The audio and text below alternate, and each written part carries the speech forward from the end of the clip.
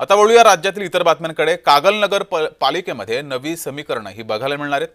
कागल नगरपालिकेमध्ये दोन्ही राष्ट्रवादी एकत्र आलेत। राजकारणात कोण कोणाचा शत्रू आणि मित्र नाही हे पुन्हा एकदा समोर आले। शिवसेनेचे माजी खासदार संजय मंडलिक यांनी हे वक्तव्य केले।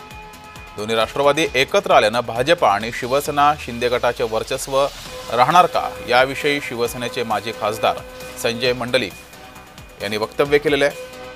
त्यांच्याशी बातचीत केली आहे आमचे प्रतिनिधी अमरसिंह पाटील यांनी। पाहूयात। कोल्हापूर जिल्ह्याचं राजकीय विद्यापीठ असलं कागल तालुक्याने कागल तालुक्याचा बराच इतिहास मोठा आहे आणि या कागल तालुक्यामध्ये काल एक मोठा भूकंप घडला, राजकीय घडामोडी घडल्या। जे विरोधक होते ते एकत्र आले आणि ह्या विरोधकांनी एकत्र येत आता मंडलिक गटाला एकाकी पाडण्याची भूमिका घेतली असं दिसतं। आपल्याबरोबर बोलण्याचे हे प्राध्यापक खासदार माजी खासदार मंडलिक साहेब, काय सांगाल की आपल्याला एकाकी पाडण्याची अशी मुवमेंट आहे का?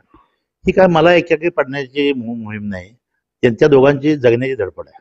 तर मला एकाकी पाडण्याचा प्रयत्न करायचा विषय यामध्ये येत नाही।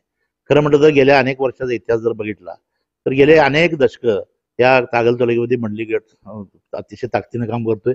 माझे वडील 4 वेळा आमदार, 4 वेळा खासदार राहिलेले आहेत। मी स्वतः खासदार राहिलेलो आहे, 3 वेळा लोकसभेची निवडणूक लढवलेली आहे, विधानसभेची लढवली आहे। तर प्रत्येक वेळी मला मताधिक्य चांगलं कागल तालुक्यात दिलेलं आहे। त्यामुळे एकटा नाही, हजारो लोक माझ्याबरोबर आहेत। कुठलाही गट असला तर आपण एखादा राजकीय निर्णय घेत असताना किमान कार्यकर्त्यांना विचारतोय, अशी तालुक्याची आमची परंपरा होती। ह्याला यावेळी छेद द्यायला गेला। खरं म्हटलं तर अचानक बैठक झाली, अचानक निर्णय घेतला। तो काय कार्यकर्त्यांच्या समाधान, कार्यकर्त्यांच्या उद्धारासाठी नाही, एकमेकाचं राजकीय हित त्यामध्ये जडलं होतं।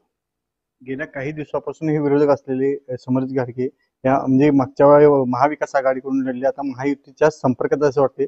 येत्या काही काळात ते महायुतीमध्ये कुठल्या पक्षात म्हणजे शिंदे गटात असेल असं वाटतं का?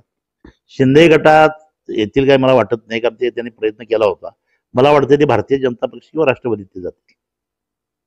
गेल्या काही दिवसापासून चाललेल्या या राजकारणाला एकाकी पाडण्याचा प्रश्नच नाही, परंतु कार्यकर्त्यांचा जर संघ बरोबर बोलले असते आणि कार्यकर्त्यांच्या बरोबर बोलून हा निर्णय घेतला असता तर योग्य झाला असं वाटतं। अमरसिंह पाटील, जय महाराष्ट्र, कोल्हापूर।